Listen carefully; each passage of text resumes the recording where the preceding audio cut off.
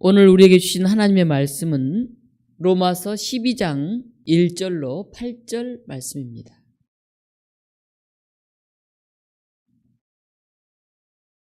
로마서 12장 1절로 8절 말씀을 제가 봉독하겠습니다.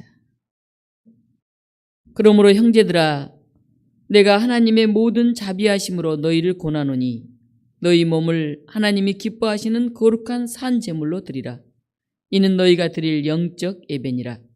너희는 이 세대를 본받지 말고 오직 마음을 새롭게 함으로 변화를 받아 하나님의 선하시고 기뻐하시고 온전하신 뜻이 무엇인지 분별하도록 하라.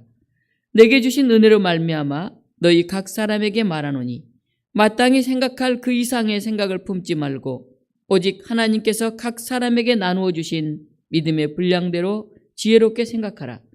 우리가 한 몸에 많은 지체를 가졌으나 모든 지체가 같은 기능을 가진 것이 아니니 이와 같이 우리 많은 사람이 그리스도 안에서 한 몸이 되어 서로 지체가 되었느니라.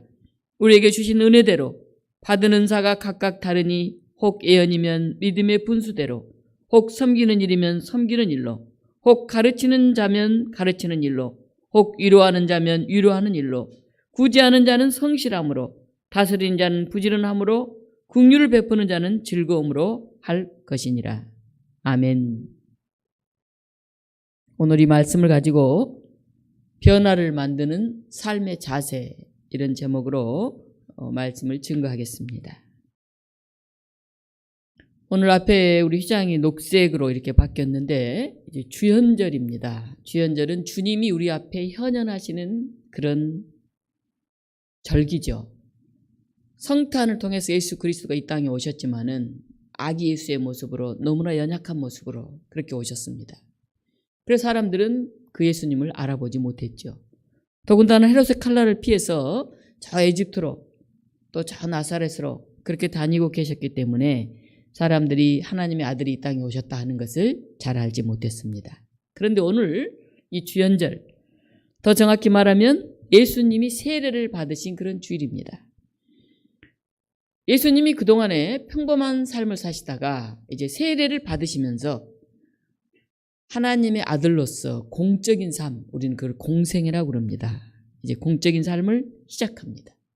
주님이 드디어 우리 앞에 나타나셔서 공적인 삶을 시작하시는 이 주현절에 우리는 바울 사도의 로마서를 읽습니다. 너희 몸을 산 제물로 드리라. 너희 몸을 영적 예배로 드리라. 마음을 새롭게 하여 변화를 받으라. 하나님의 선하시고 기뻐하신 뜻을 분별하라. 바울의 음성이 우리 귀에 쟁쟁하게 들려오는 것 같습니다. 바울은 나는 이방인을 위한 사도다 스스로를 이방인들을 위해서 저 이방 지역으로 파송된 그런 사명을 간직하였다고 그렇게 고백했습니다. 세계 곳곳에 흩어져 살고 있는 그런 유대인들을 중심으로 해서 거기에서 예수 그리스도의 복음을 전했습니다. 오늘 이 로마서는 바울이 로마 교회에 보낸 편지입니다. 우리 신약 성경에 보면 사복음 외에 바울이 쓴 편지가 가장 많습니다. 그런데 바울은 자기가 교회를 하나 개척해 놓고 다른 교회로 가서 이제 또 열심히 선교하고 있는데 저번에 열심히 일했던 교회에 문제가 생겼다. 어떻게 해결을 해 주십시오. 이런 요청이 오면 거기에 이제 대안을 또 신학적으로 어떻게 풀어야 될지 편지를 써서 보냈습니다. 그런데 이 로마 교회는 바울이 개척한 교회가 아닙니다. 바울이 아직 가보지도 못한 곳입니다. 바울 시대의 로마는 세계의 거의 중심지와 같은 그런 역할을 하고 있었습니다. 그래서 서유럽 정치, 군사, 문화 이걸 다 지배하는 그런 대단한 곳이었습니다. 이 로마에는 다양한 민족들이 와서 살고 있었습니다. 기원전 63년에 로마 폼페이우스 장군에 의해서 이스라엘이 멸망하고 이스라엘이 로마의 한 속주가 되었습니다. 그리고 거기에 있던 유대인들을 로마로 많이 잡아갔습니다. 어쩔 수 없이 로마에 와서 살게 되었던 그런 유대인들, 디아스포라 유대인이라고 부르죠. 그들이 거기에 살고는 있지만은 아주 중요한 절기에 예루살렘을 방문하곤 했습니다. 그런데 그들이 예루살렘에 가서 다시 이스라엘에 가서 보면서 예수 그리스도에 대한 복음을 그들이 더 확신하게 되었고 그 열정을 가지고 로마에서 교회를 세우게 된 것입니다. 이 로마의 교회는 사도들이 세운 것이 아닙니다. 바울이 세운 것도 아닙니다. 디아스포라 유대인 평신도들에 의해서 교회가 세워졌고 복음이 전해졌습니다. 바울은 자신이 개척하지도 않았고 가보지도 않았던 그 로마 교회에 왜 편지를 썼을까요? 오늘 우리가 로마서를 보면 1장 8절 이하 그리고 15장 14절 이하에 바울이 로마 교회에 편지를 쓴 그런 지필 동기가 나옵니다. 8절은 이렇게 나옵니다. 먼저 내가 예수 그리스도로 말미암아 너희 모든 사람에 관하여 내 하나님께 감사함은 너희 믿음이 온 세상에 전파됨이로다. 바울이 너무 감사했죠. 자신도 모든 고통을 받으면서 고난 가운데서 이방 지역 곳곳에서 매를 맞기도 하고 돌에 맞아서 큰 어려움을 당하기도 하고 그 속에서도 복음을 전하느라고 애쓰고 있는데 저 제국의 큰 도시 로마에 디아스포라 유대인들을 중심으로 교회가 생겼다 하는 것을 들은 것입니다. 그래서 너무 감사하고 너무 격려해주고 싶고 너희 믿음이 온 세상에 전파됐다. 그래서 내 하나님께 감사한다. 바울은 이렇게 이야기하고 있습니다. 15장 28절은 내가 이 일을 마치고 이 열매를 그들에게 확증한 후에 너희에게로 들렸다가 서바나로 가리라. 이렇게 얘기합니다. 바울은 이렇게 이방 지역을 쭉 돌면서 교회를 세우고 복음을 증거하면서도 예루살렘에 있는 교회를 늘 잊지 않았습니다. 예루살렘에 굉장히 어려움이 있다 하는 소식을 듣고 모금을 합니다. 이제 내가 예루살렘에 가면 이 모금한 것을 전해줘야 되겠다. 이렇게 생각을 합니다.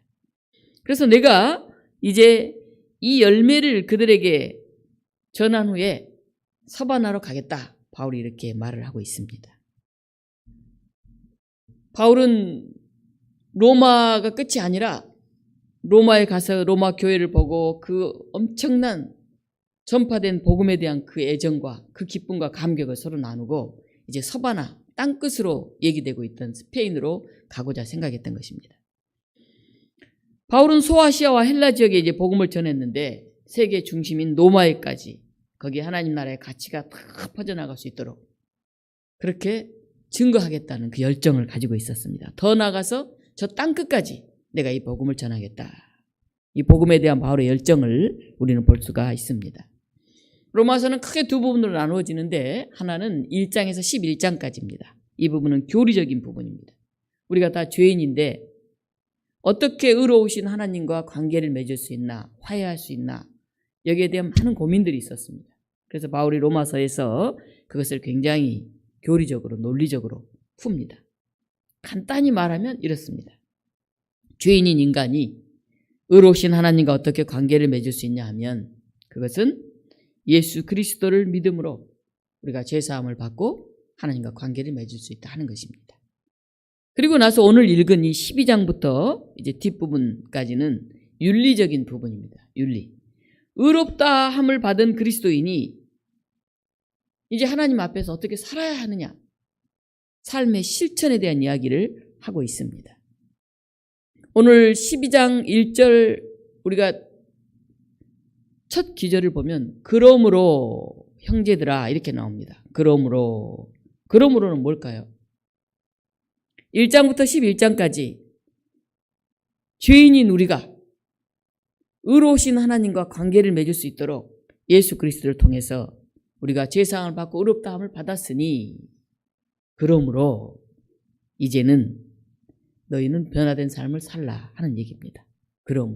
이 그러므로는 하나님의 자비하심에 대한 우리의 응답을 말하고 있습니다. 내가 열심히 내가 뭘 잘해서 능력이 뛰어나서가 아니라 우리는 죄인이지만은 하나님께서 예수 그리스도를 통해서 우리를 새롭게 만나 주셨으니 그러므로 너희는 이렇게 살아야 한다.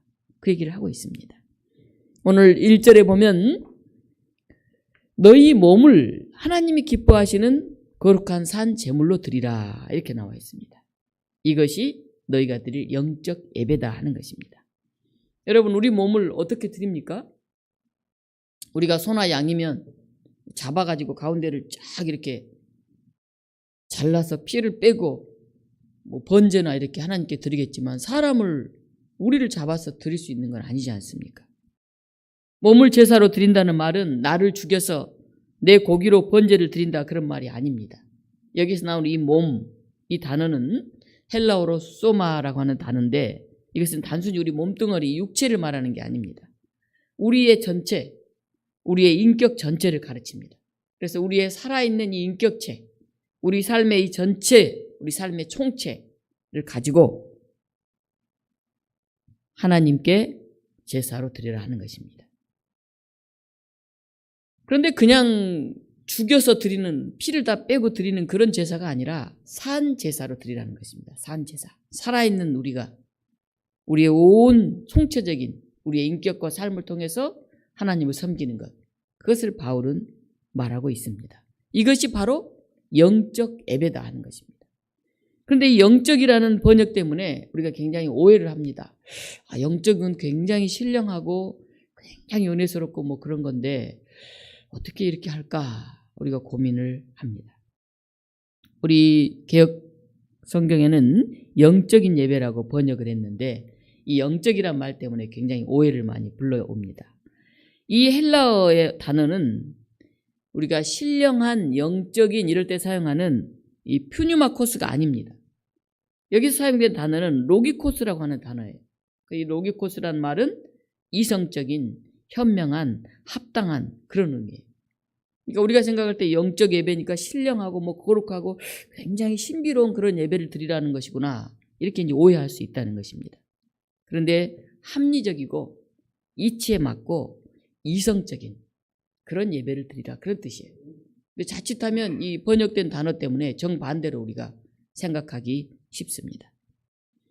예배는 봉사와 섬김을 지금 뜻하고 있습니다. 그래서 굉장히 현명하고 합당하고 굉장히 이치에 맞는 그런 이성적인 그런 봉사와 그런 섬김의 삶을 살라.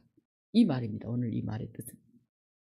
근데 사람들은 어떤 곳에 모여서 아주 신비롭게 아주 뭐 고상하게 우리가 인간적으로 생각하지 못하는 어떤 그런 뜨거운 그런 방법을 통해서 그 하나님께 예배드리라는 말인가 보다 이렇게 생각하기 쉽다 하는 것입니다.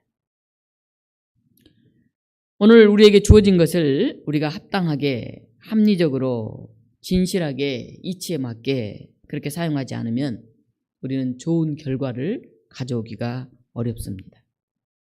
우리가 잘 알고 있는 노벨은 다이너마이트를 발명해서 굴을 뚫고 바위를 깨뜨려서 집을 짓고 도시를 세우는 데 기여했습니다. 그는 굉장히 귀한 일을 했죠. 그런데 이 다이너마이트가 폭탄이 되어서 많은 사람을 죽이는 전쟁 무기로 사용이 되었습니다. 똑같은 것을 가지고 어떤 목적으로 어디에 사용하느냐에 따라서 전혀 다른 결과를 가져오게 됩니다. 우리 몸을 하나님께서 우리에게 주신 우리 삶을 우리가 합당하게 온전히 이렇게 사용하면 사람들에게 유익이 되고 하나님께도 영광을 돌리게 됩니다.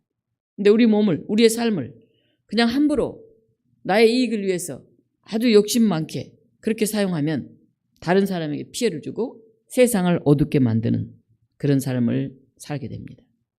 바울은 말합니다. 이제 하나님과 바른 관계를 가진 여러분이시여. 이제 여러분을 하나님이 의롭다고 불러주셨으니 그러므로 여러분은 정말 진실하게 이치에 맞게 합당하게 섬기고 봉사하는 온몸으로의 인격적이고 총체적인 그런 삶을 여러분은 사십시오. 이렇게 바울은 말하고 있는 것입니다. 두 번째로 오늘 보면 마음을 새롭게 하여 이렇게 나와 있습니다. 마음을 새롭게 하여 변화를 받으라 하는 것입니다. 이제 우리의 삶, 우리의 몸을 산 제물로 드려서 정말 합리적이고 진실하고 합당한 그런 섬김의 삶을 살고 있는 성도들, 그들은 무엇을 피해야 하고 무엇을 해야 하는지 그걸 오늘 얘기하고 있습니다. 피해야 할 것, 그것은 세상을 본받는 것입니다. 세상을 본받지 말라. 그렇게 말합니다. 세상 사람들은 대부분이 자기의 이익에 우선하죠.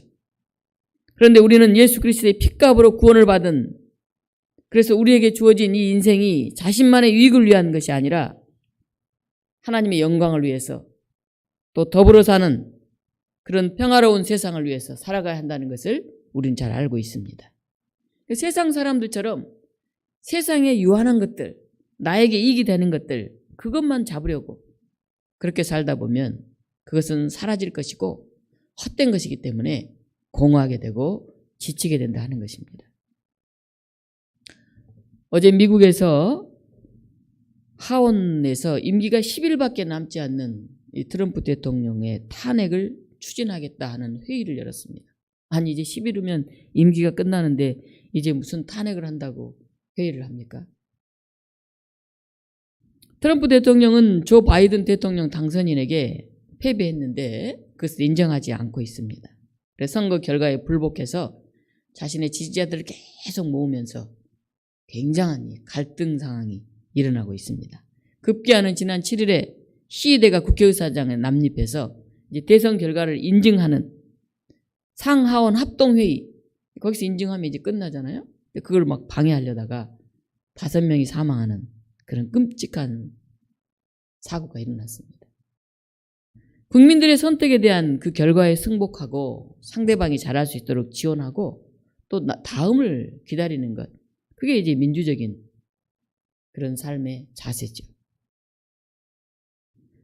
급기야는 세계적으로 많이 사용되고 있는 트위터에서 트럼프 대통령이 거기에 글을 올리는 것을 막았어요.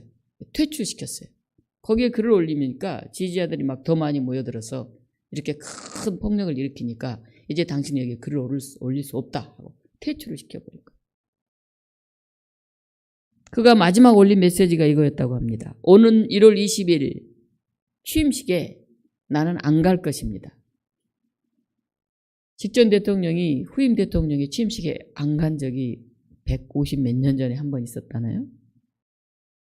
본인이 가서 그 다음 사람이 잘할 수 있도록 격려하고 지지해주고 또 자기는 또 새로운 기회에 또 새롭게 도전해야 되지 않겠습니까? 그런데 내가 아니면 안 된다. 이건 다 잘못했다. 그런 독선적인 자세 때문에 미국의 신뢰도는 크게 추락을 했습니다. 사람들이 깜짝 놀랐죠. 선진국이고 세계 최고의 나라처럼 앞서가는 미국이 저렇게 부끄러운 모습으로 나타날 수 있나. 미국 국민도 놀랐지만은 전 세계 사람들이 너무도 놀랐습니다.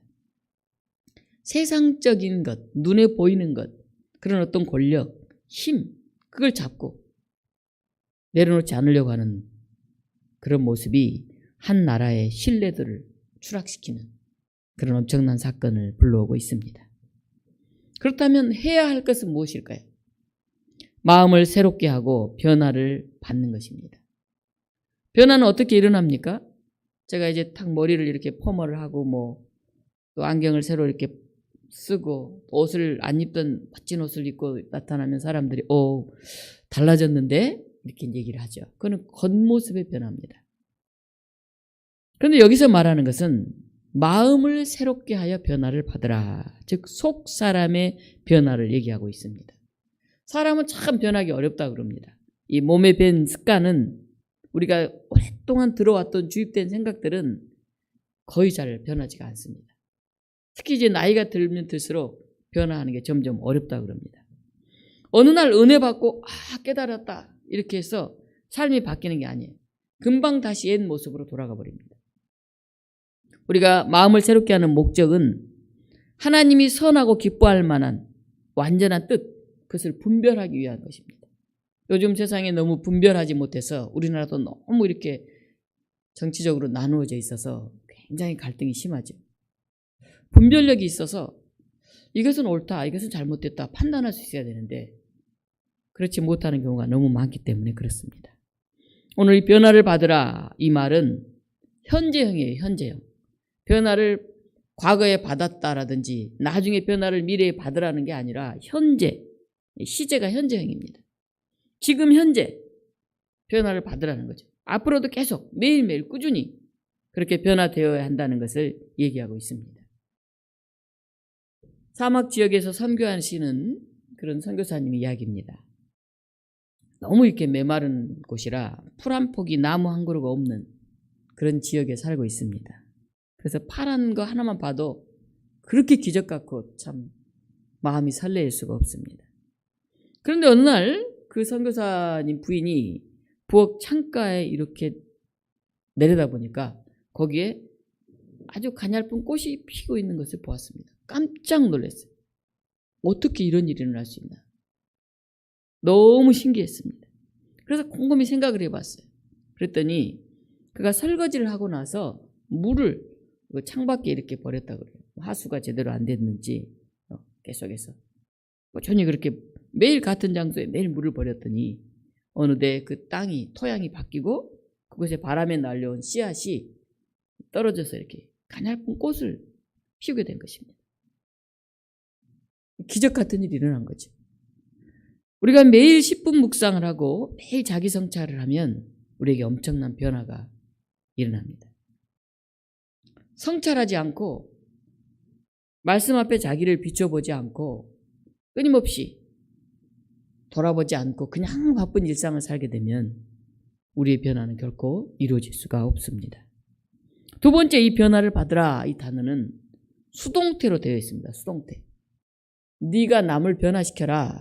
너 자신을 너 스스로 변화시켜라. 그런 얘기가 아니에요.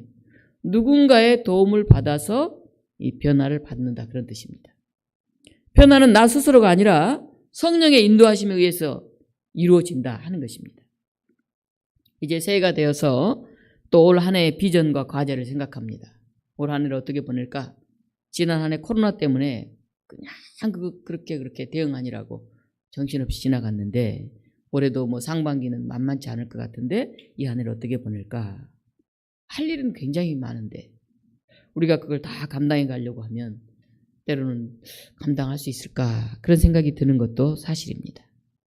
그러나 우리가 하나님의 손길로 하나님의 인도하심으로 한 해 한 해를 참 감사하게 이렇게 보내왔음을 고백할 수밖에 없습니다. 꾸준히 변화하기 위해서 노력해야 되지만은 결국은 성령님의 인도하심에 우리는 그 결과를 맡기고 기도해야 됩니다. 세계적인 팬데믹 상황에서 다 어려움을 겪고 있는데 그래도 우리 성도들, 우리 교우들, 우리 교회 이렇게 인도해 주신 하나님 은혜에 너무 감사할 뿐입니다. 이 변화를 받으라 하는 세 번째는 명령형입니다. 명령형. 받으라 하고 있습니다. 받으라. 우리 내적인 속사람의 변화, 그것은 내가 가만히 손을 놓고 하나님이 알아서 하십시오 이렇게 기다릴 수는 없습니다.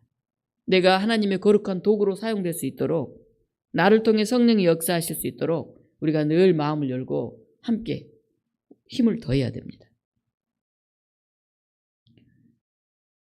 세계적인 부자인 빌 게이츠에게 어떤 기자가 인터뷰를 했습니다.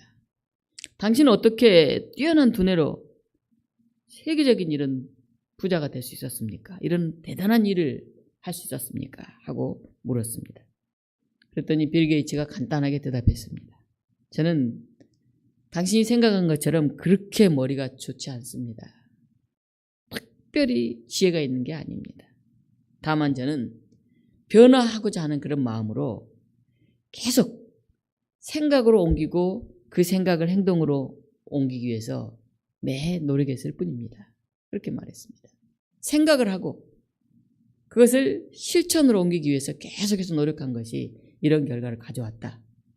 그런 얘기를 한 것입니다. 변화한다, 체인지한다, 뭐 그렇게 하는데 그것에 한 단어만 바꾸면 G자를 C로 바꾸면 찬스가 됩니다. 변화는 늘 거기에 새로운 기회를 가지고 옵니다. 코로나19 이후에 우리는 엄청난 변화된 그런 상황 앞에 서 있습니다. 앞으로 10년 후에는 우리가 상상할 수 없는 그런 시대가 올 것이라고 말을 합니다. 지금까지 경험해보지 못한 그런 새로운 시대 앞에서 우리는 마음을 열고 생각하고 변화를 위한 발걸음을 내딛어야 합니다. 2022년은 우리 독립문교회 40주년이 됩니다. 성경에도 40이라는 숫자는 특별한 의미가 있습니다. 출애굽 후에 광야 생활을 40년간 했었고 10계명을 받기 위해서 산에 올라가서 모세가 40일을 기도하며 머물었고 또 예수님의 광야의 시험과 기도도 40일간 이루어졌습니다. 부활을 준비하는 그 시간도 사순절이라고 하는 40일로 그렇게 지켜가고 있습니다. 이 40년, 40일은 하나님을 만나기 위한 기다림의 시간이고 준비의 기간입니다. 우리 독립문교회가 이제 이 40년을 그래도 이렇게 자리매김하며 버텨오면서 여기까지 서 있습니다. 이제 이 창립 40주년을 준비하면서 우리 교회의 역사를 정리하고 새로운 발걸음을 내딛는 그런 올 한 해를 만들어 가려고 합니다. 우리 코로나19로 대면 모임을 우리가 하지 못해서 재직회 공동회를 다 갖지 못했는데 이달 말에는 우리가 얼굴을 마주보며 우리 교회 40년을 함께 준비해 갈 수 있었으면 좋겠습니다.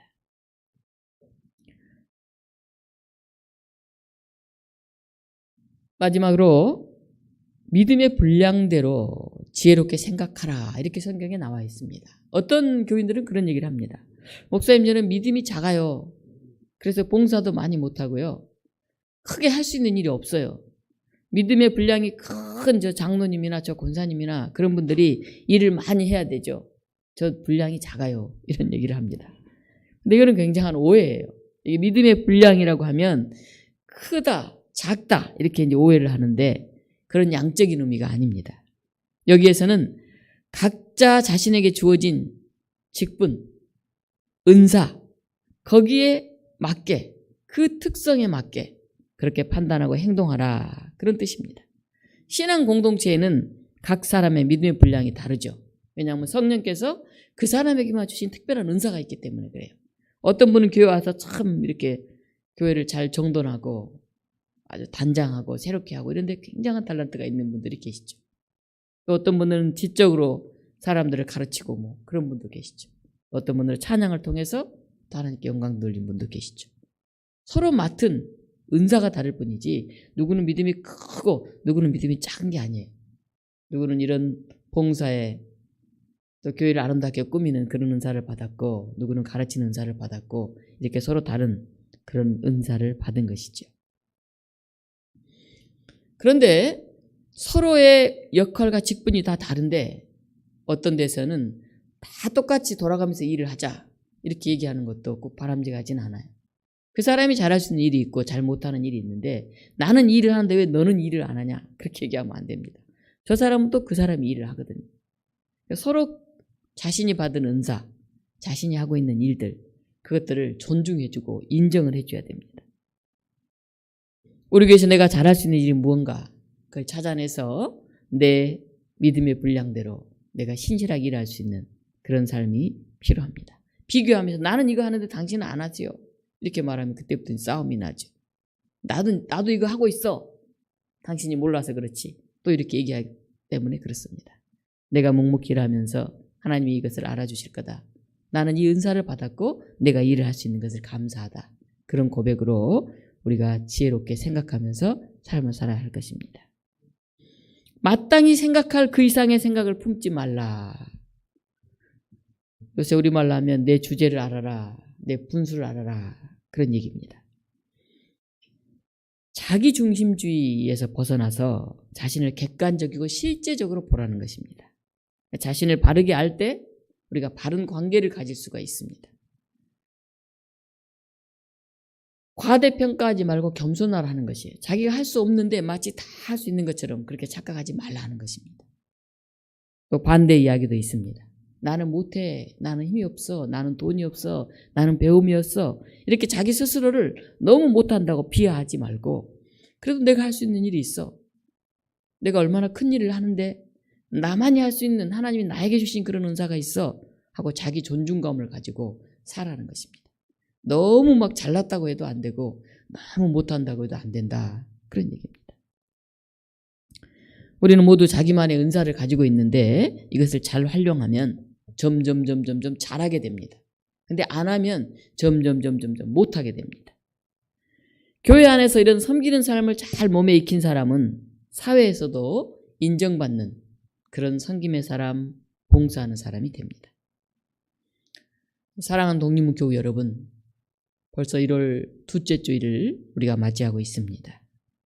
이제 주연절 첫 주일을 맞이하면서 우리 앞에 다시 나타나셔서 세례를 받으시면서 하나님의 아들로서 새로운 공적인 삶을 시작하시는 그런 주님을 기억하면서 오늘 이 본문 말씀을 다시 한번 되새깁시다. 너희는 이 세대를 본받지 말고 오직 마음을 새롭게 함으로 변화를 받으라. 동양의 고전 대학에 이런 글이 나옵니다. 탕지 반명왈 구일신 일일신 우일신, 그런 말입니다. 이 말의 뜻은 중국 은나라 탕왕이 목욕하는 그릇에, 쉽게 말하면 이제 우리 욕조에 새겨진 그 단어예요. 구일신, 일일신, 우일신. 진실로 새로워져라는 거예요. 진실로. 형식적이 아니라 진실로. 두 번째는 나날이 매일매일 새로워지라는 거죠. 한 번 딱 새로움을 깨달았다고 해서 되는 것이 아니라는 거죠. 매일매일. 그 다음 계속해서 새로워져라는 것입니다. 진실로 깨닫고 나날이 매일매일 새롭게, 그리고 끊임없이 계속해서 그렇게 새로워지는 것이 생명이 있는 존재들의 특징입니다. 우리가 신앙생활을 한다고 하면서도 매일 그 모습으로 서 있지 않는지, 아니 어쩌면 요새 코로나19 이런 상황 속에서 더 이렇게 후퇴되는 그런 모습으로 살고 있지 않는지 우리가 돌아봐야 할 것입니다.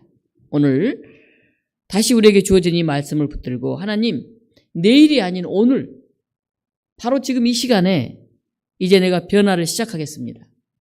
이렇게 결단할 수 있기를 바랍니다. 그래서 여러분들이 변화하는 사람, 내일의 주인공이 될 수 있었으면 좋겠습니다. 새해 들어서 매일매일 가정예배서를 읽고 묵상합시다 그랬더니 몇 분이 이제 또 톡방에 이렇게 올리는 걸 보았습니다. 물론 올리든 안 올리든 그게 중요한 것은 아니지만은 매일매일 시간을 내서 하루하루 새로워지는, 그래서 내일 더 엄청난 변화를 가져오는 그런 우리 독립문 교우들 되었으면 좋겠습니다. 기도하겠습니다.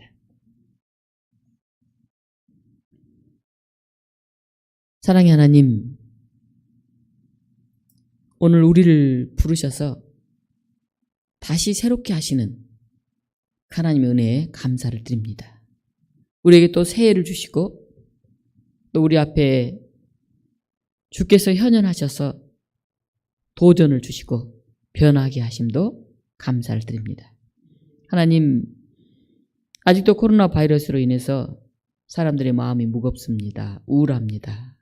그리고 마음껏 활동할 수 없는 답답함이 있습니다. 하오나 하나님, 우리가 해야 될 일, 아주 작은 그 일에서부터 새로워지게 하시고 변화하게 하셔서 마침내 우리에게 놀라운 시간들이 다가올 때에 우리가 그것을 기쁨으로 준비된 자세를 감당해 갈 수 있는 우리 독립문 교우들이 되게 하여 주시옵소서. 어르신들, 우리의 자녀들, 청년들 한결같은 건강을 허락하시고 이제 우리 교회 40년을 준비해가는 이때에 정말 우리의 마음에 더 새로움과 더 하나님이 기뻐하시는 비전들이 하나둘 자리 잡아갈 수 있도록 우리 교우 모두에게 역사하여 주시옵소서. 예수 그리스도 이름으로 기도하옵나이다. 아멘.